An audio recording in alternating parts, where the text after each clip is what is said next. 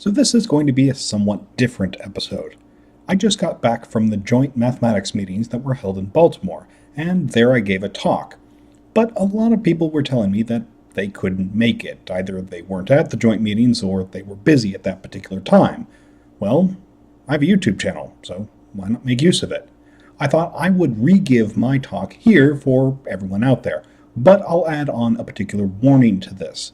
Unlike most of my episodes, which are designed for just a mathematically interested audience, this particular talk was really directed at experts. Without further ado, I give you Iwasawa continued fractions and higher dimensional hyperbolic spaces.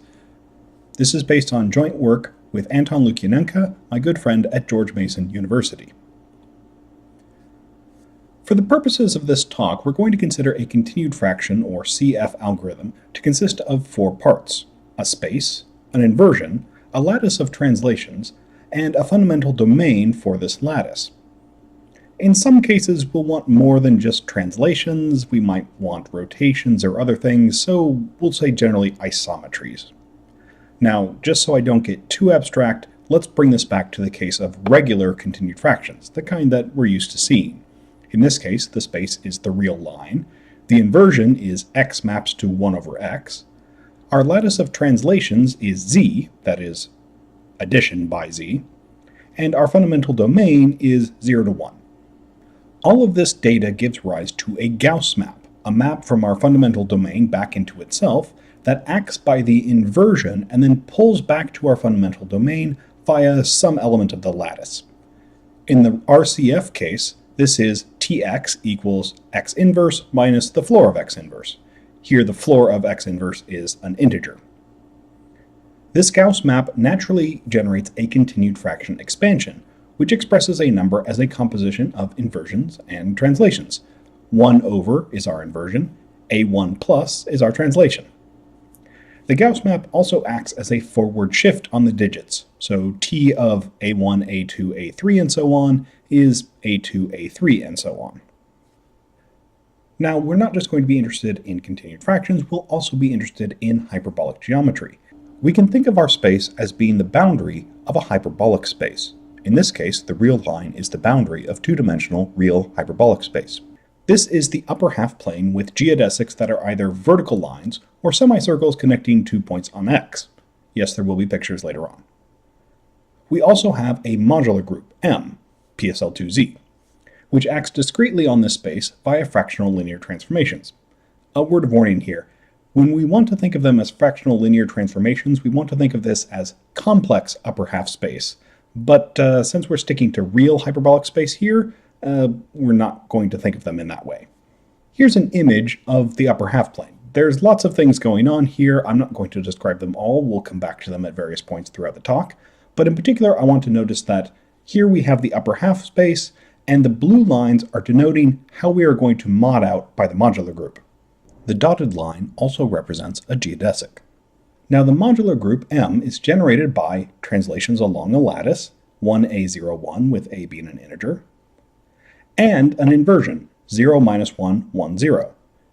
Note that this inversion acts by x goes to minus 1 over x, not just 1 over x, but for the moment we're not going to mind that too much. This gives us the first hint at the deep connections between continued fractions and hyperbolic geometry. They both relate translations and an inversion. In fact, Artin used not much more than this to do his initial work connecting the two.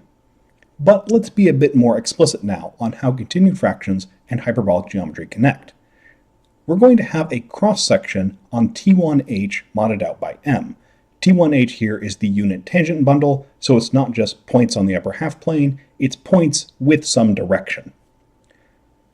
Now for this particular cross-section, we're going to have a map phi. This is the first return map to C under geodesic flow, and it turns out that it's isomorphic to an extension of the Gauss map. Typically one picks a particular lift of C on T1h so that the forward endpoints gamma plus of gammas that lie on C will themselves lie on K. In this case, one would expect that if we look at the forward endpoint of phi gamma, this is the same thing as looking at gamma plus and just applying the Gauss map to it. As a result, the behavior of the geodesic is reflected in the behavior of the continued fraction expansion of its endpoints, and vice versa. Periodic continued fractions lead to periodic geodesics. Dense continued fractions lead to dense geodesics, and back and forth. Let's return to our image. The red here represents a possible cross-section, a simple semicircle. The orange represents the area between -1/2 and 1/2 as a fundamental domain for translation by z again. The dotted line geodesic passes through our possible cross-section and then touches the fundamental domain. Therefore, the intersection between these two, also with its direction, counts as a point on the cross-section. There exist many similar connections via cross-sections for many different real continued fraction algorithms. Regular continued fractions, backward continued fractions, Nakata alpha continued fractions, Rosen continued fractions, even continued fractions, odd continued fractions, and AB continued fractions, just to name a few. Then one day, my friend Anton, back in grad school, asked me, a number theorist, to give a talk at the geometry seminar. Well, I did, and I basically gave the long-form explanation of the last couple of slides. At the end of the talk, Anton asked me, "Can you do that one dimension up?" And we've been trying to answer that question for about 6 years. By the way, the answer is yes. Now, first off, why would we care? Well, for starters, there are many different multidimensional continued fraction algorithms.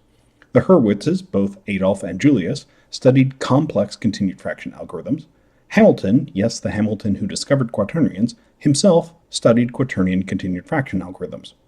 The Jacobi-Perron algorithm tried to generalize the connection between quadratic surds and periodic continued fractions, and continued fractions exist between Sales and Klein polyhedra.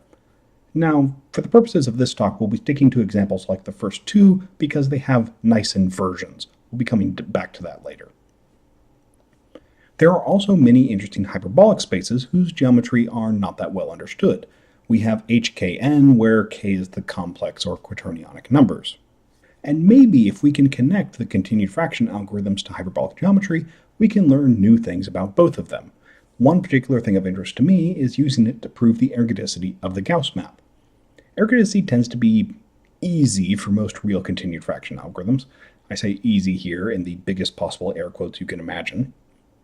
It also holds for Hurwitz complex continued fraction algorithm, although it holds a bit miraculously, which means that even if I perturb it just the tiniest bit, we destroy the proof completely. So a connection could make ergodicity proofs easier in higher dimensions. But having told you that it is a possible thing, now I'm going to explain to you why your initial impression should be that it's not possible. Tail equivalence and expanding flowers. First, tail equivalence. For RCF expansions, A1, A2, A3, and so on, is said to be tail equivalent to B1, B2, B3, and so on, if we can essentially start at one point in one expansion and another point in the other expansion, and read forward, and they all have the same digits along. Now, it's known that tail equivalence is itself equivalent to being related by an element of the modular group. This turns out to be a simple consequence of the connection between geodesic flow and the Gauss map, when it exists. However, it's not true for the Hurwitz complex continued fraction. There exists a counterexample due to Lekeen. So we should not expect a connection to hyperbolic geometry to exist, because such a connection would therefore imply this tail equivalence relation, which isn't true. Now, what about these expanding flowers? Well, while there exist cross-sections for many real continued fraction algorithms, they start becoming more and more complex as you look at more and more complex continued fraction algorithms. It starts with a simple geometric object, but then you start adding on more and more additional pieces, creating very artistically beautiful expanding flower designs, but ones that are really hard to actually deal with mathematically. This suggests that moving to higher dimensional continued fractions will only result in exponentially greater complexity. Well, okay, but why do cross-sections have to become more complicated? Because of the influence of small digits. Let's take a look at the picture again. Here we have a geodesic whose forward endpoint lands in the fundamental domain. Now, when we say small digit versus large digit, what does this mean?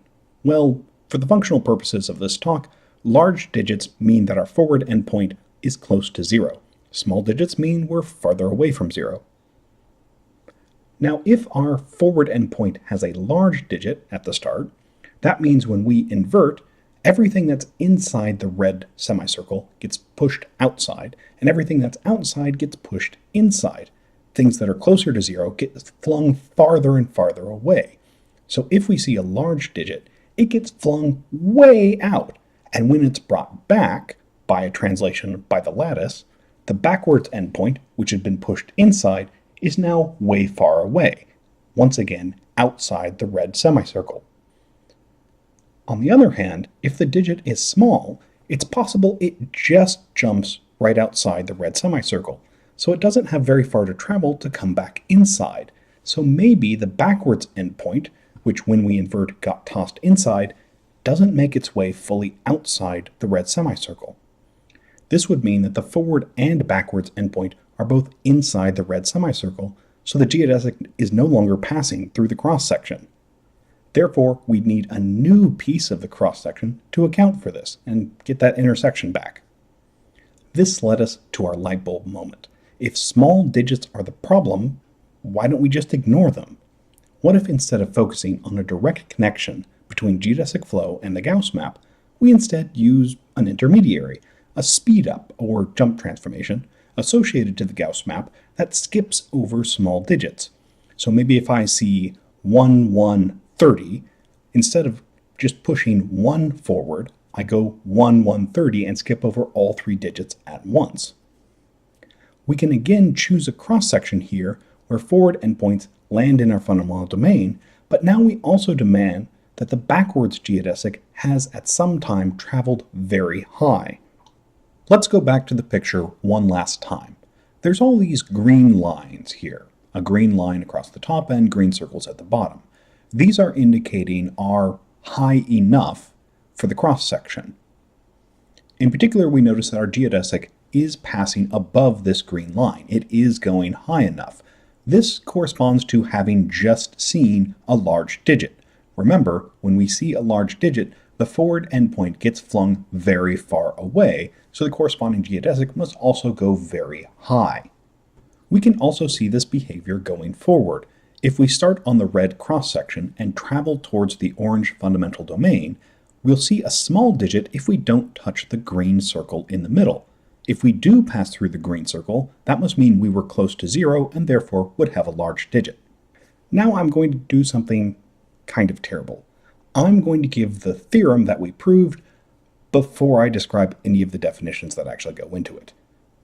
So here's our theorem.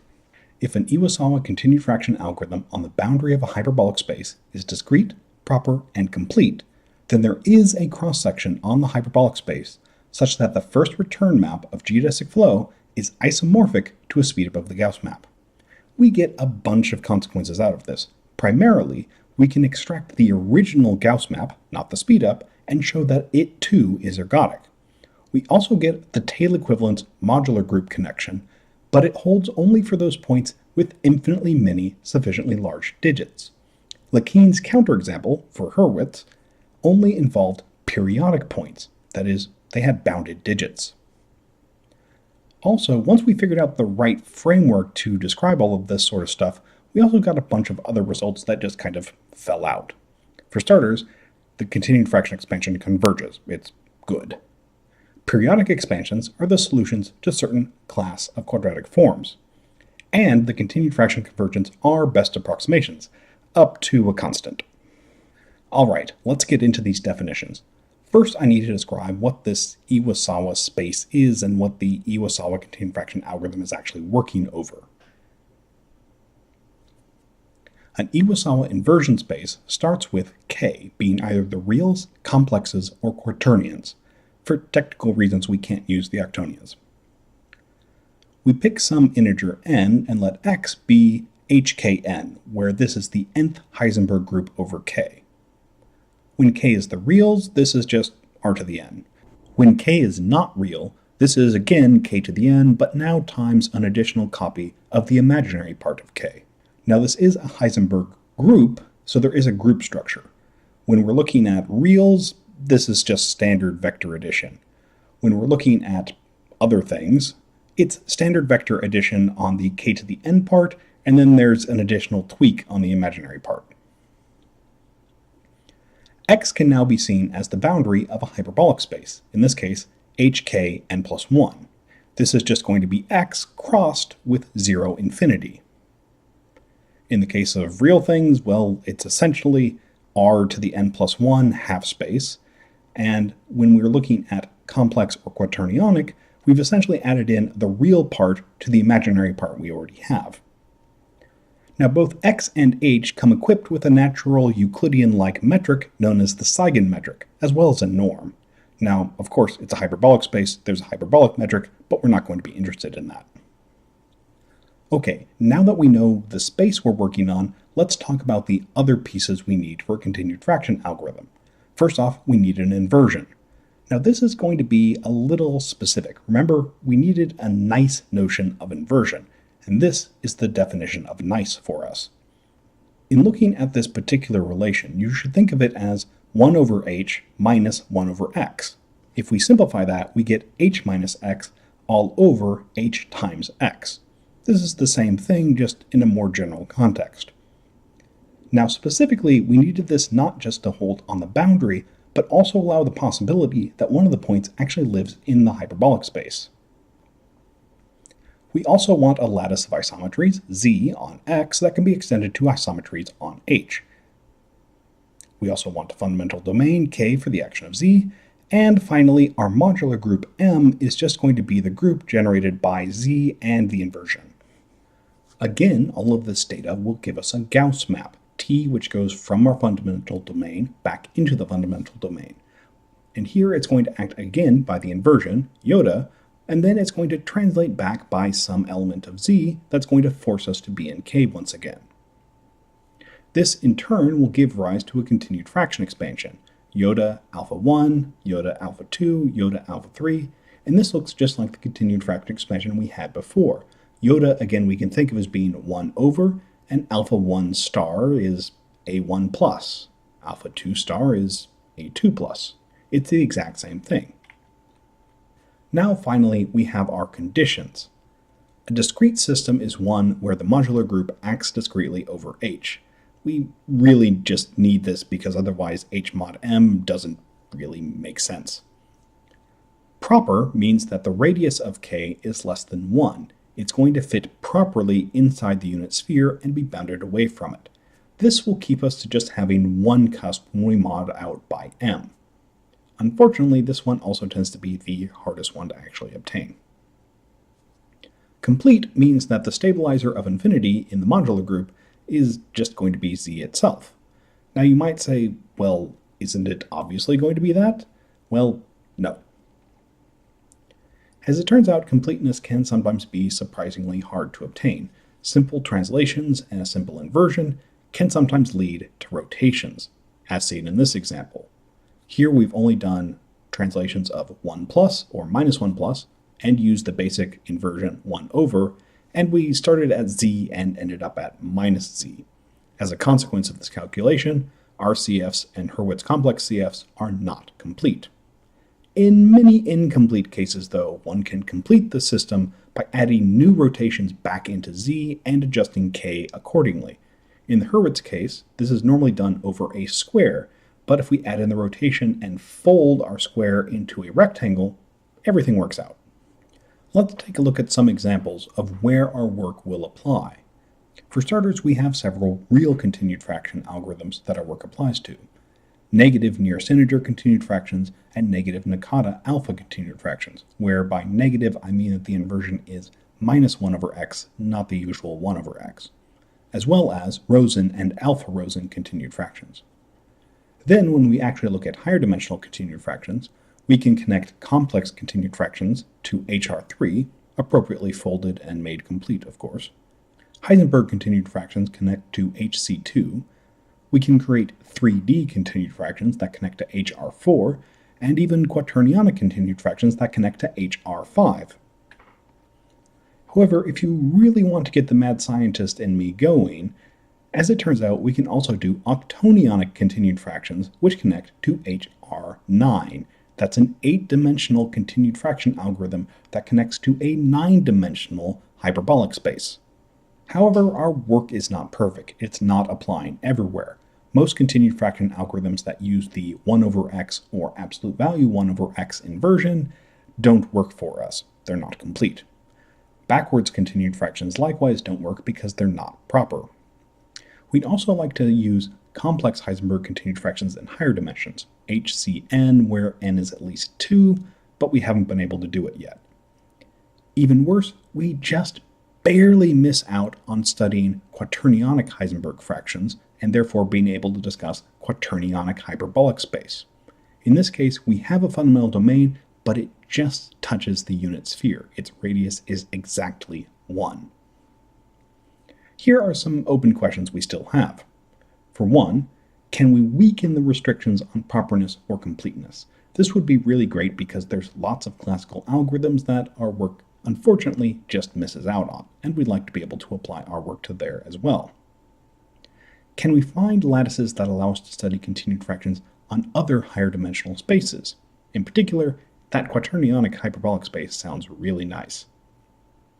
Is there a number-theoretic explanation for why small digits should be ignored? Is this related to singularization and insertion? And that's all. Thank you for watching my talk.